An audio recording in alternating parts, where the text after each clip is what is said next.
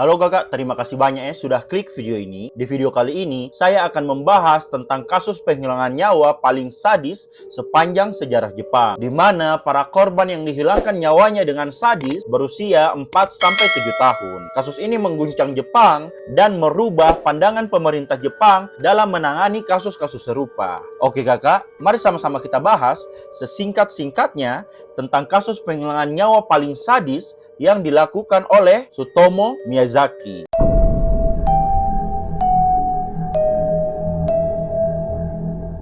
Nah, sebelum saya masuk ke pembahasan kasusnya, di sini saya terlebih dahulu akan menjelaskan secara singkat tentang background dari Tsutomu Miyazaki ya kakak. Jadi kakak, Tsutomu Miyazaki sendiri lahir pada tanggal 21 Agustus 1962 di daerah Isukaichi, Prefektur Tokyo, Jepang. Ia lahir dari keluarga yang sangat kaya raya dan terpandang di Jepang yang memiliki usaha percetakan terbesar yang ada di Tokyo. Miyazaki lahir secara prematur dan mengalami kelainan fisik yang membuatnya tidak bisa menekuk pergelangan tangan yang membuatnya juga menjadi sasaran ejekan sepanjang hidupnya. Meski berasal dari keluarga yang sangat kaya raya, ternyata hubungan Miyazaki dan keluarganya sangatlah dingin. Ia merasa diabaikan oleh orang tuanya. Miyazaki justru lebih dekat dengan kakek dan neneknya, terutama sang kakek yang menjadi satu-satunya figur tempat ia merasa dihargai. Ketika kakeknya meninggal saat ia masih remaja, Miyazaki sangat terguncang hingga kemudian ia melakukan tindakan seksual dengan jenazah sang kakek sebagai bentuk pelampiasan trauma dan kesepian. Dalam bidang akademis, Miyazaki juga tidak seberuntung anak-anak lainnya. Ia awalnya memiliki harapan menjadi seorang guru, namun nilai-nilainya gagal membawanya masuk ke universitas pilihan. Ia pun kemudian mendaftar di sekolah teknik dan menjadi teknisi fotografi. Namun kakak, pekerjaan ini tidak pernah membuatnya puas. Ia merasa gagal dan tak berguna. Ia pun mulai mengisolasi dirinya. Isolasi sosialnya semakin lama semakin parah. Miyazaki menghabiskan sebagian besar waktunya di kamar menonton anime dan membaca manga. Perlahan dunia nyata mulai ia tinggalkan, digantikan fantasi kelam yang tumbuh di dalam pikirannya. Selama mengisolasi diri, mulai tumbuh pikiran-pikiran jahat Miyazaki untuk bereksperimen mempraktekkan apa yang ia tonton di anime ke dunia nyata. Kejahatannya dimulai pada tahun 1988 dan berakhir pada tahun 1989,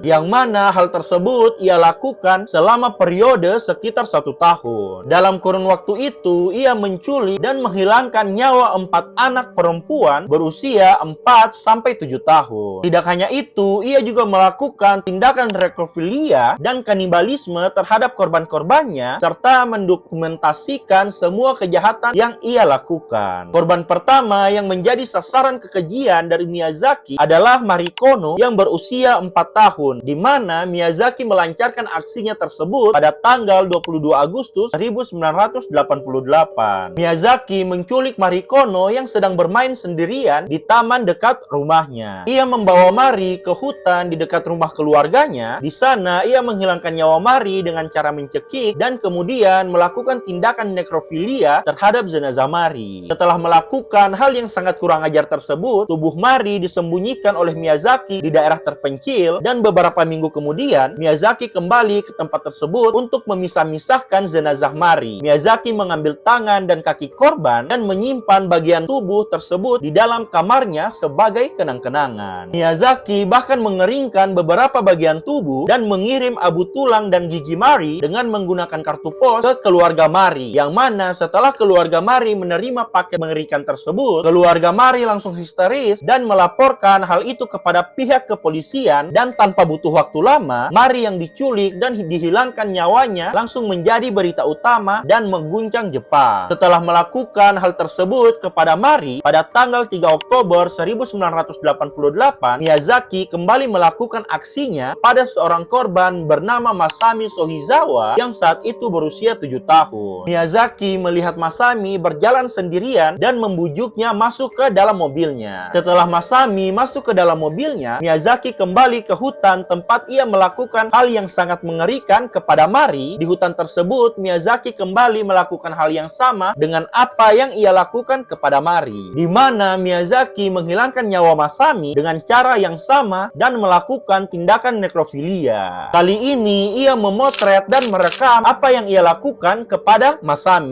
Dan sejak saat itulah Miyazaki mulai merekam semua tindakan yang ia lakukan kepada korban-korbannya dan menyimpan arsip dari semua aksinya dalam bentuk kaset VHS yang ia labeli secara sistematis. Pada tanggal 12 Desember 1988, Miyazaki kembali melancarkan aksinya kepada korbannya yang ketiga bernama Erika Namba yang saat itu berusia 4 tahun. Di mana Miyazaki menculik Erika saat Erika pulang dari sekolah. Setelah menculik dan menghilangkan nyawa Erika, Miyazaki meninggalkan tubuh Erika di dekat sungai. Tapi sebelum itu, ia memotret korban dan melakukan hal yang sama seperti sebelumnya. Ia lalu menelpon orang tua Erika dan dengan suara aneh menyuarakan cemoohan dan hinaan. Setelah melakukan hal tersebut, Miyazaki kembali melancarkan aksinya kepada korbannya yang terakhir bernama Ayako Nomoto berusia 5 tahun, di mana korban terakhir tersebut diculik pada 6 Juni 1986. Kali ini Miyazaki membawa korban ke rumahnya. Setelah menghilangkan nyawa korban, ia memisah-misahkan tubuh korban, memotong tangan dan kepala dan menyimpan bagian-bagian tubuh di lemari. Ia bahkan memotret dan menyimpan bagian tubuh lainnya di dalam kulkas. Setelah melakukan hal tersebut, kemudian Miyazaki menulis catatan yang menggambarkan pengalaman tersebut seperti catatan harian biasa. Setelah melakukan berbagai hal-hal yang mengerikan, 1 bulan kemudian, tepatnya pada tanggal 23 Juli 1989, kejahatan Miyazaki mulai terbongkar. Di mana hari itu terungkap bukan karena penyelidikan langsung terhadap penculikan dan penghilangan nyawa yang ia lakukan, melainkan karena ia sedang memotret seorang anak perempuan tanpa busana di taman umum. Nah, ayah anak tersebut memergoki Miyazaki dan segera memanggil polisi. Saat polisi menyelidiki kediaman Miyazaki,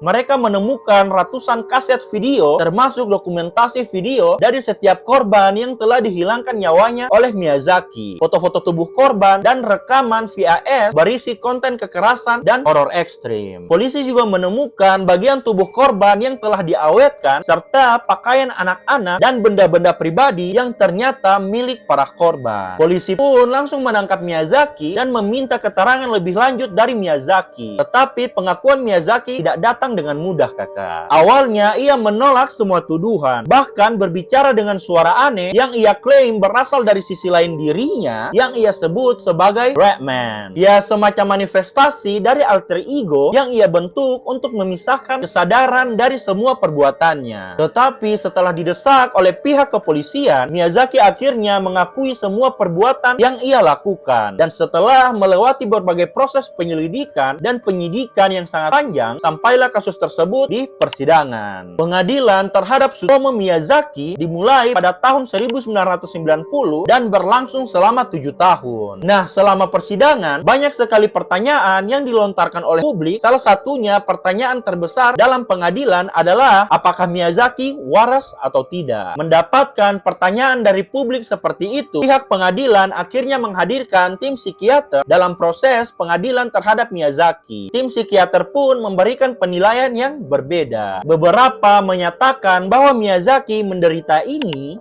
dan yang lain menyebutnya sebagai kepribadian ganda yang ini. Jadi kalian baca aja ya kakak, karena saya takut salah menyebutnya. Namun keputusan akhir dari pengadilan menyatakan bahwa meskipun mengalami gangguan jiwa, Miyazaki masih sadar atas perbuatannya dan oleh karena itu bisa dimintai pertanggungjawaban secara hukum. Pada tanggal 14 April 1997, Tsutomu Miyazaki dijatuhi hukuman mati. Ayahnya yang merasa malu dan tak tahan dengan tekanan publik menghilangkan nyawanya sendiri sebelum eksekusi terhadap terhadap Miyazaki dilakukan. Singkat cerita, hukuman mati terhadap Miyazaki dilaksanakan pada tanggal 17 Juni tahun 2008, yang mana hukuman mati tersebut dilaksanakan setelah permohonan grasi ditolak oleh Mahkamah Agung Jepang. Miyazaki pun dihukum mati dengan cara digantung di penjara Tokyo. Kasus Miyazaki sangat-sangat mengguncang Jepang dan dunia saat itu sampai saat ini. Media menyebut Miyazaki sebagai the otaku murderer karena koleksi anime dan horor